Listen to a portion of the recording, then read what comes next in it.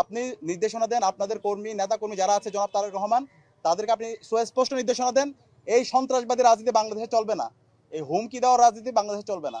নির্বাচন পরবর্তী 24 ঘন্টার মধ্যে সারা দেশের মধ্যে 3টা লাশ পড়েছে, খুবই অপ্রত্যাশিত।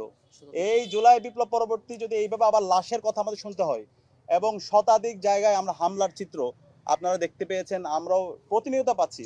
ইতিমধ্যে আমাদের ডাকসুর জিএস যে তালিকা পাঠ করেছেন, আমাদের তালিকাটা আরো অনেক দীর্ঘ, আমরা ডকুমেন্টেশন করছি এবং প্রত্যেকটা ডকুমেন্টস আমাদের কাছে আছে, আমরা আপনাদের কাছে দিয়ে দিব। তো এটা আমরা অবাক হয়েছি, যেখানে এই জুলাই বিপ্লব হয়েছে এই ফেসিবাদী কাঠামো ভেঙে দেওয়ার জন্য, হাসিনাবাদী যে রাজনীতি, সেই রাজনীতিকে ভেঙে নতুন রাজনীতি বিনির্মাণ করার জন্য। কিন্তু আমরা দেখতে পাচ্ছি সেই হাসিনার রাজনীতি, যে ফেসিবাদে আমলে যেমন দেখতে পেয়েছি নির্বাচন পরবর্তী সহিংসতা, মারামারি, হুমকি, দেখে নেওয়ার হুমকি, সেই রাজনীতি আমরা আবার দেখতে পাচ্ছি। 24 ঘন্টায় 3টা লাশ পড়েছে, শতাধিক জায়গায় হামলা হয়েছে। আমরা হুঁশিয়ার করতে চাই, যারা এখন দায়িত্বশীল পর্যায়ে এসেছেন, যারা সরকারি দল হবেন, প্রত্যেক নাগরিকের নিরাপত্তা আপনাদেরকে ইনশিওর করতে হবে। আর যদি একটা লাশ পড়ে এবং এই লাশ যারা ফেলিয়েছে তাদেরকে বিচার আওতায় নিয়ে আসতে হবে। যদি আপনারা ব্যর্থ হন তাহলে আমরা আবার রাজপথে নামবো, আবার আবু সাইদের উত্তরসূরি রাজপথে নামবে। আমাদের কাছে প্রত্যেক মানুষের নিরাপত্তা গুরুত্বপূর্ণ এবং এই শতাধিক জায়গায় যে হামলা হচ্ছে, যে মাফিয়া তন্ত্র শুরু হয়েছে, যে সন্ত্রাস তৈরি হয়েছে, এখনই বন্ধ করতে হবে। আপনি নির্দেশনা দেন, আপনাদের কর্মী নেতা কর্মী যারা আছে জনাব তারেক রহমান, তাদেরকে আপনি সুস্পষ্ট নির্দেশনা দেন। এই সন্ত্রাসবাদী রাজনীতি বাংলাদেশে চলবে না, এই হুমকি দেওয়ার রাজনীতি বাংলাদেশে চলবে না।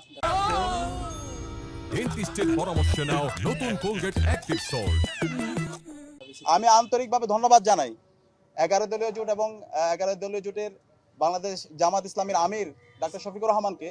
নির্বাচন পরবর্তী চাইলে উনি দেশে অনেক ধরনের অস্থিতিশীল করার কথা বলতে পারতেন এবং ফিল্ড লেভেলে কিন্তু ওই ধরনের চাপ ছিল, কিন্তু তিনি সারা দেশের নেতাকর্মীদেরকে শান্ত থাকার জন্য নির্দেশ দিয়েছেন এবং রায় মেনে নিয়ে যে সমস্ত জায়গায় আপত্তি আছে সেগুলো নিয়মতান্ত্রিকভাবে সেগুলো উত্থাপন করার জন্য তিনি নির্দেশনা দিয়েছেন।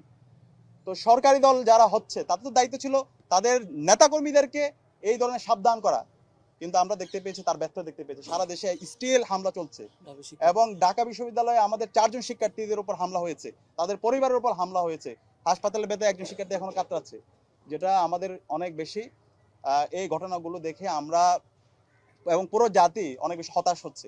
তা আমরা আশা করব বিএনপির জায়গা থেকে এবং যারা সরকারি দল হচ্ছে এই জায়গায় যারা এই সমস্ত হামলা করছে এবং এই ধরনের হুমকি দিচ্ছে, তাদের বিরুদ্ধে যেন দ্রুত সময়ের মধ্যে ব্যবস্থা গ্রহণ করা হয়।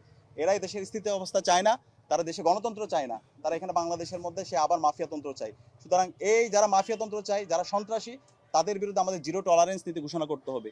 আমরা আশা করব জনাব তারেক রহমান সে জায়গায় তিনি তার নেতাকর্মীদেরকে সামলাবেন এবং দেশের একটা সুন্দর